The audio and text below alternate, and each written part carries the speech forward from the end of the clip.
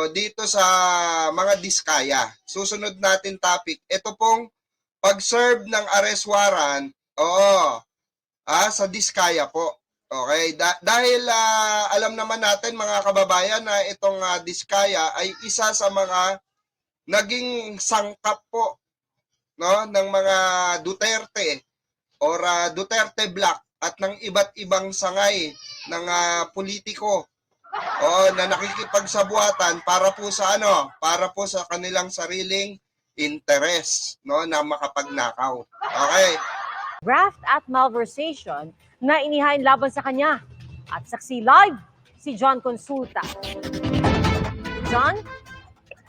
Yes, Pia, sa mga sandaling ito, nandito tayo ngayon sa gusali ng National Bureau of Investigation at ang kuha natin ito ay live ngayon na nakikita natin na ginagawa ngayon itong fingerprint kay Sara Diskaya matapos ang isilbi ng National Bureau of Investigation Organized and International Crime Division ang warrant of arrest. At kabilang nga doon sa warrant of arrest na isilbi sa kanya ay itong kaso ng malversation of public funds at kabilang pa nga rin dito ang warrant sa graft. Ayon dito kay Director Rido Magno, minabuti nilang isilbi na itong warrant of arrest matapos matanggap ang kopya nito mga pasado alas 7 ng gabi piya. Pero kaninang hapon pa, nakakuha na tayo ng mga impormasyon na posibleng lumabas na ang kopya ng warrant sa loob ng araw na ito. At kanin-kanina lamang ay mismong si Pangulong Bongbong Marcos ang nag-anunsyo na lumabas na nga ang warrant. Kaya lahat ay naka-alerto kanina hanggang sa nang tuluyan na nakakuha ng kopya ang mga tauhan ng NBI ay isinili na.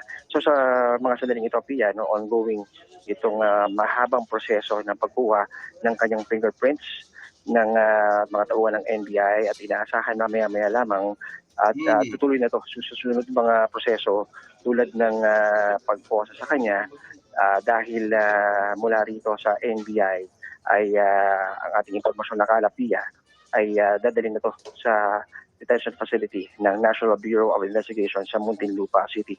So aabangan natin kung magtutuloy-tuloy yung ganitong klase ng mga proseso matapos ng isilbi itong warrant of arrest sa negosyanteng si Sara Diskaya, Pia. John, alam na ba natin kung paano yung Ayan mga kababayan, baka sabihin na naman ng mga didilis. Kasi ang sinasabi ng mga didilis ngayon ay dapat daw hindi ang diskaya ang pag-initan. Hindi ko maintindihan sa mga DDS, especially kay Marco Beta, mga kababayan. Kasi lumalabas na attorney ng diskaya rito, si Marco Beta eh. Ang number one defender ng diskaya rito, si Marco Beta. Okay?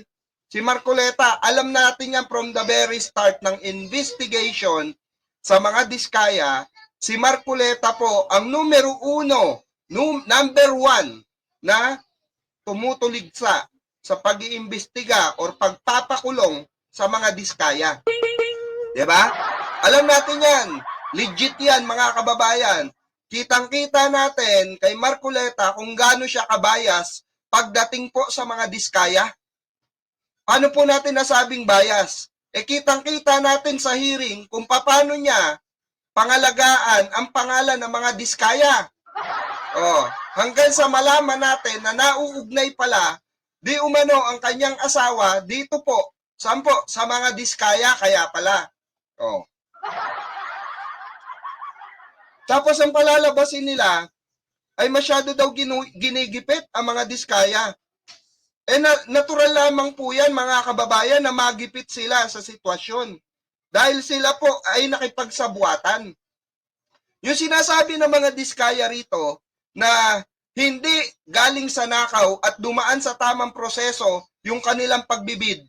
Ito nga yung sinasabi natin, paano mo masasabing hindi nakaw yan? Paano mo masasabing legal yan? Yung mga pera na limpak-limpak na salapi na pinambili nyo ng mga sports car, luxury cars, na mga gamit ng mga anak mo, pinapakain nyo sa anak nyo, sa pamilya nyo, lahat yan, luto yan. Kung dumaan sa talagang legal na bidding yan, hindi niluto yan. Diba mga kababayan? Niluto po. Dahil sa totoo lang mga kababayan, di ba? Sa totoo lang mga kababayan, itong mga DDS, no?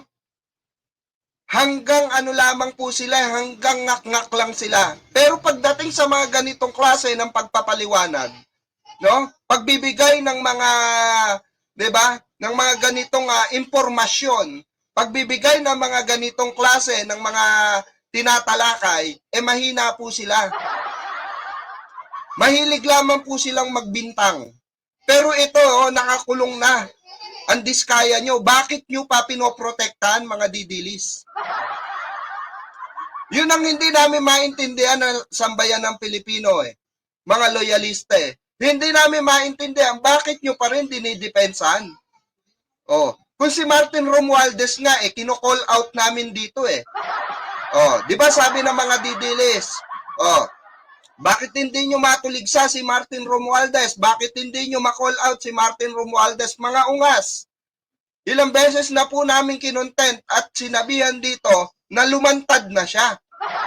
Diba? Bakit hindi makasuhan ng DOJ? Bakit kailangan ng ICI ang mag-push pa sa DOJ para kasuhan si Martin Romualdez? Gayon na meron ng authority ang DOJ, no? Na panagutin si Martin dahil sinabi na po ng ating mahal na Pangulo.